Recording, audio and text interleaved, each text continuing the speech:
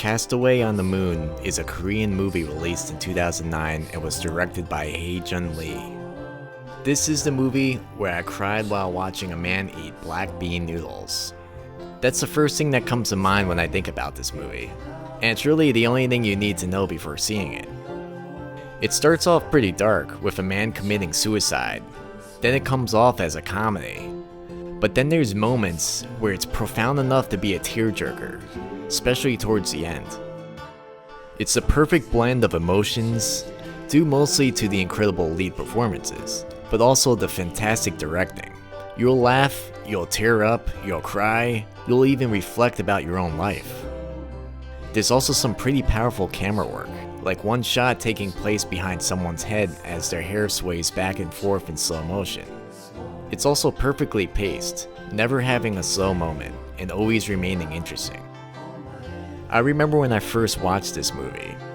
It blew me away because it was exactly what I wanted. I was going through a time in my life where I was sick of work and the people around me. I just wanted to be away from it all, and what better way to escape than be on the desert island?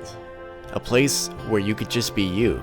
A place where you weren't constantly stressed about work or finances or even the demands from others. As far as the plot goes, it starts off with the main character, whose name is Kim, attempting to commit suicide by jumping off of a bridge. Before he's about to jump, we hear Kim talking to someone on the phone about owing a lot of money in loans. He decides to pull the trigger and jumps off. But then he wakes up on what looks like a desert island. Only the camera turns and it's revealed that he's really in an island on the Han River in the middle of a city. He tries waving for help, but everyone just thinks he's crazy or kidding. He's now stuck on this island with no hope of escape. And before you go and say, well, why doesn't he just swim? It's actually revealed through flashbacks that he was traumatized as a kid while trying to learn how to swim. So now he has this phobia of swimming. Kim soon realizes that he has everything he wants on this island, and rather than just buying something, he now has a reason to create it himself. This gives him a sense of accomplishment and appreciation for the simplest of things. And a lot of it is stuff that we never think of. For example, he never appreciated black bean noodles in his past life, but now it is one of the things he wants more than anything. Simplicity is key to happiness, and black bean noodles gives Kim something he never had in his past life, and that is hope. I really like the concept of Kim failing at suicide and being given another chance to find happiness in life. Sometimes it takes losing everything in order to find our role in life. Kim isn't the only character this movie is about. It's also not the only Kim this movie is about. Turns out Kim is a pretty popular name in Korea. This other Kim is a young woman who is a hikikomori. For those unfamiliar with hikikomori, it's a severe psychological condition whereby introverts isolate themselves within a confined area and refuse to interact with other people.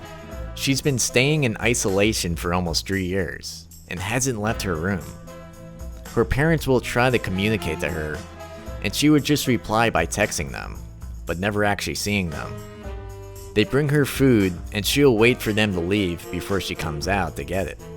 It's never really explained why she's like this, but she does have this scar on her forehead, so I'm guessing there was some traumatic event that caused her to be this way.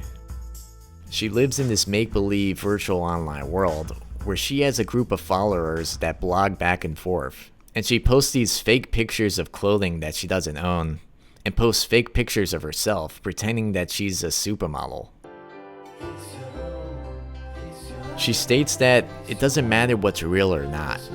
The replies on her site decide that. The two Kims actually have a lot in common. They both were hurt by society, so they basically created their own worlds. The male Kim has his own island, where he lives in peace and harmony through simplicity. The female Kim rules a picture-perfect world and takes on the persona of someone she wants to be via her website. Both their worlds eventually collide, creating an interesting exchange of communication and human connection between two people who rejected modern society. Some of the scenes where they're communicating messages between each other is really captivating. The two characters basically accomplish this in like the most tedious way possible, but what matters is that it makes them happy. It really points out what makes us human, and how even though some of us may prefer isolation, we're all still drawn to human interaction. It's a great movie that everyone should see, especially in a time where everyone is focused on material and looks, rather than simplicity and the appreciation for the little things in life. You'll be sure to feel a mixture of emotions. Oh yeah, and don't make the same mistake I did by not having a bowl of black bean noodles next to me at all times. You'll thank me later. Thanks for watching.